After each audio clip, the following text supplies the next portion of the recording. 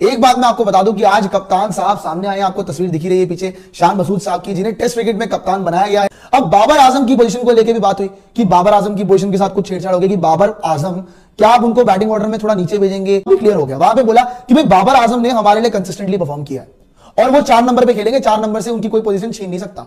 यहां पे सीधा सीधा बोला कि बाबर आजम की पोजीशन को कोई नहीं छीन सकता, वो 4 नंबर पर ही खेलेंगे, क्लियर कट। और वो भी जानते हैं कि बाबर आजम कितने बड़े बल्लेबाज हैं इस टीम के लिए। फिर आती है आपकी हारिस रऊफ वाली बात। हारिस रऊफ को लेकर कहा है कि हारिस रऊफ का टीम में होना हमारे लिए ख्वाहिश थी कि काश वो हमारी टीम में होते, उनके पास ऑस्ट्रेलियन कंडीशंस के हिसाब से एडवांटेज थी। मसूद जी ने ये बोला है कि मेरी और बाबर की बॉन्डिंग काफी अच्छी है, हम साथ में काफी मैचेस जितवा चुके हैं, इस्लामाबाद के लिए भी खेल चुके हैं। सामने क्रम पाकिस्तानी क्रिकेट के मौजूदा दौर में आप किसी भी शख्स को माइनस कर सकते हैं मां सिवाय बाबर आजम के। बाबर आजम को पाकिस्तानी कौम कितना चाहती है वो तो आप जानते ही हैं, और साथ ही साथ प्लेयर्स में अभी भी कितनी रिस्पेक्ट है बाबर आजम की, उसकी कुछ झलकियां आपने चंद दिन पहले भी देखी होंगी कि प्रैक्टिस सेशन हो या फिर ड्रेसिंग रूम में Zaka Ashraf, team head coach या टीम डायरेक्टर की मीटिंग, सब में बाबर आजम को ही सबसे आगे रखा गया, नुमाया पोजीशन दी गई। और अब शान मसूद की प्रेस कॉन्फ्रेंस सामने आई है ऑस्ट्रेलिया के टूर से पहले, जिसने उन लोगों की उम्मीदों पर पानी मजीद फेर दिया है जो कि बाबर आजम को माइनस करने की कोशिश करते थे, जिनमें चंद सो कॉल्ड पाकिस्तानी जर्नलिस्ट भी शामिल हैं। शान मसूद ने अपनी पहली प्रेस कॉन्फ्रेंस की एज अ कैप्टन, काफी शानदार प्रेस कॉन्फ्रेंस थी, कॉन्फिडेंट भी नजर आए और उनसे ज्यादातर सवालात भी बाबर आजम के बारे में ही पूछे गए। बाबर आजम को उन्होंने लीडर करार दिया और साथ ही ये भी कहा कि बाबर आजम की तो पोजीशन चेंज करने का सवाल ही पैदा नहीं होता, बाबर आजम के गिर्द ही पूरी पाकिस्तान की टीम घूमती है, वो हमारे प्राइम बैटर हैं और जिस पोजीशन पर वो खेलते रहे हैं उसी पर उन्हें खिलाया जाएगा, उनकी पोजीशन चेंज करना टीम के साथ ज्यादती होगी। साथ ही साथ उन जर्नलिस्ट की बातों पर भी जवाब देते हुए जो ये कहते थे, जिनमें चंद साबिक क्रिकेटर्स भी शामिल हैं, कि पाकिस्तान व्हाइट वॉश से बच जाए तो ये भी बड़ी बात है, उस पर भी उनका कहना था कि हम तो पॉजिटिव होकर जा रहे हैं और एक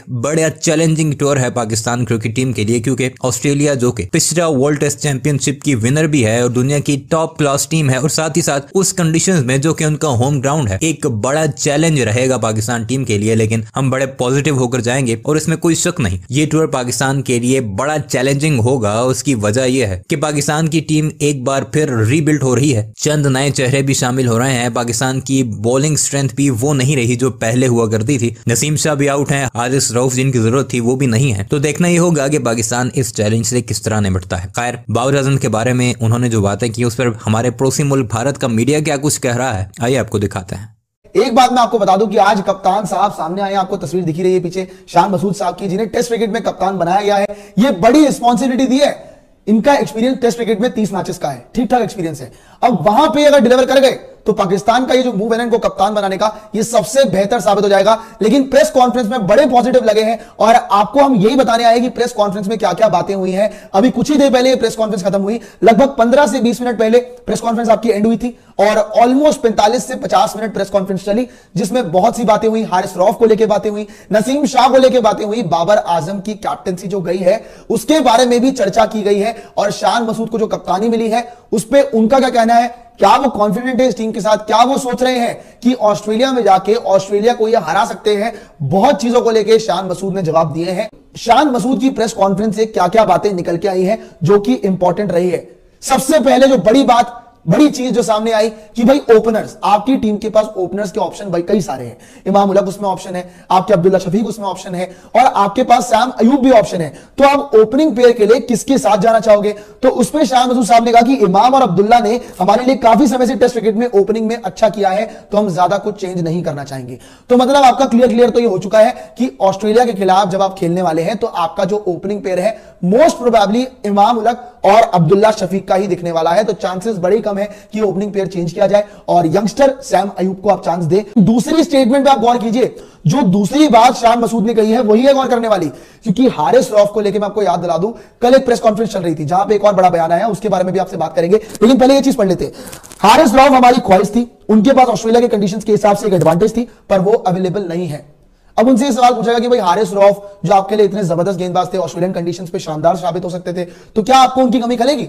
तो शान मसूद ने क्लियर कह दिया कि भाई शान मसूद का टीम में होना हमारे लिए ख्वाहिश थी, पर वो उनका डिसीजन है कि वो अवेलेबल नहीं है सीरीज के लिए। अब मैं आपको याद दिला दूं कि जब उसी पॉइंट पे रहो, क्योंकि हारिस रऊफ के बारे में पहले बात करेंगे भाई, ये बहुत इंपॉर्टेंट मुद्दा है, क्योंकि हारिस रऊफ ने जिस हिसाब का काम किया ना, वो बहुत जबरदस्त किया ऑस्ट्रेलियन कंडीशंस पे, और ऑस्ट्रेलियन कंडीशंस पे हमेशा अच्छा परफॉर्म किया था। सो वहां पे ऐसा कुछ होना बहुत मुश्किल होता है। पर हारिस रऊफ के बारे में उन्होंने यही कहा कि वो मतलब ना कंफ्यूजन, क्योंकि मोहम्मद हफीज की अगर हम प्रेस कॉन्फ्रेंस की बात करें कल की, तो मोहम्मद हफीज ये कहते हैं कि फिजियो के हिसाब से आपके जो हारिस रऊफ है वो फिट थे, उनको कोई दिक्कत नहीं थी, वो तकलीफ में नहीं थे, वो पूरी तरह से फिट थे, और ये उनका डिसीजन था कि वो नहीं खेले और वो अवेलेबल नहीं। और आज ये भी आता शान मसूद से कि उनका होना हमारे लिए ख्वाहिश थी। तो ये बड़ी बात है कि भाई हारिस रऊफ की अवेलेबिलिटी ना होना Shan Masood event team director को काफी कर रहा है। लेकिन यहां पे एक और बड़ा इंटरेस्टिंग पॉइंट लिखा हुआ है भाई कि हाँ जी, कहां पे लिखा हुआ है, हाँ, मैंने पिछले कुछ सालों से नंबर 3 पे खेला है और इसीलिए खेला है ताकि मैं उस पोजीशन से यूज टू हो जाऊं। अब बाबर आजम की पोजीशन को लेकर भी बात हुई कि बाबर आजम की पोजीशन के साथ कुछ छेड़छाड़ हो गई कि बाबर आजम क्या आप उनको बैटिंग ऑर्डर में थोड़ा नीचे भेजेंगे, क्या उनके बैटिंग ऑर्डर पे कोई और बल्लेबाजी करने वाला है। तो वहां पे आपका ओपनिंग का जवाब क्लियर हो गया, 3 नंबर का जवाब क्लियर हो गया, तो 4 नंबर का जवाब भी क्लियर हो गया। वहां पे बोला कि भाई बाबर आजम ने हमारे लिए कंसिस्टेंटली परफॉर्म किया है और वो 4 नंबर पे खेलेंगे, 4 नंबर से उनकी कोई पोजीशन छीन नहीं सकता। यहां पे सीधा सीधा बोला कि बाबर आजम की पोजीशन को कोई नहीं छीन सकता, वो 4 नंबर पर ही खेलेंगे। क्लियर कट बात आपकी यहां पे क्लियर हो चुकी है कि बाबर आजम आपको 4 नंबर पे खेलते हुए देखेंगे, और वो भी जानते हैं कि बाबर आजम कितने बड़े बल्लेबाज हैं इस टीम के लिए।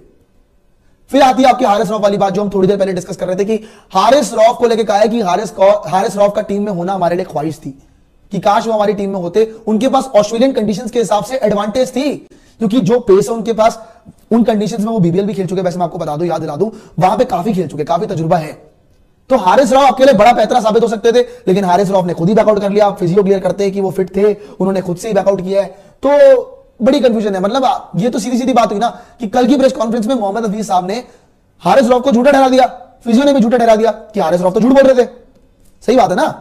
बट यहां पे देखने वाली बात ये होगी कि हारिस रऊफ आगे टेस्ट क्रिकेट में दिखेंगे या नहीं दिखेंगे। उन्होंने कहा कि भाई हमने ऑस्ट्रेलिया की कंडीशंस को पिंडी में रेप्लिकेट करने की पूरी कोशिश की ताकि हम उन कंडीशंस के लिए तैयार हो जाए। जैसे कि आप सभी को याद है कि 24 से 29 तारीख के बीच में आपका कैंप लगा था, पाकिस्तान क्रिकेट टीम के लिए स्पेशल कैंप लगा था, और पूरी तरह से इस टीम ने जबरदस्त प्रैक्टिस करी है और ऑस्ट्रेलियन कंडीशंस को रेप्लिकेट किया जहां पे थोड़ा सा बाउंस होता है। हालांकि ऑब्वियसली सेम तो हो नहीं सकता, लेकिन तैयारी बड़ी कड़ी की है।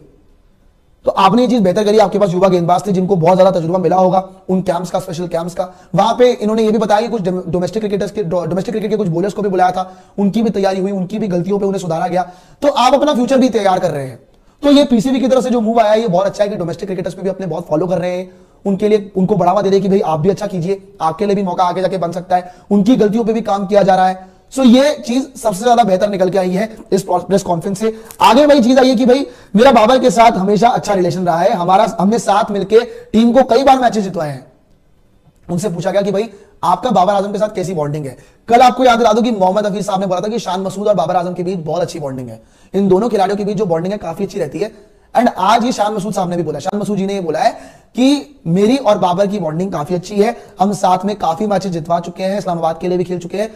सो कोई कमी नहीं दिखने वाली, आपको कमी कभी दिखी नहीं है। एंड अभी भी चीजें बैलेंस्ड है, क्योंकि ये सवाल शायद इसलिए भी दागा गया है ना कि बाबर आजम की कप्तानी चली गई तो इनसिक्योरिटी वाली बात भी आ जाती है कि भाई शान मसूद को कप्तान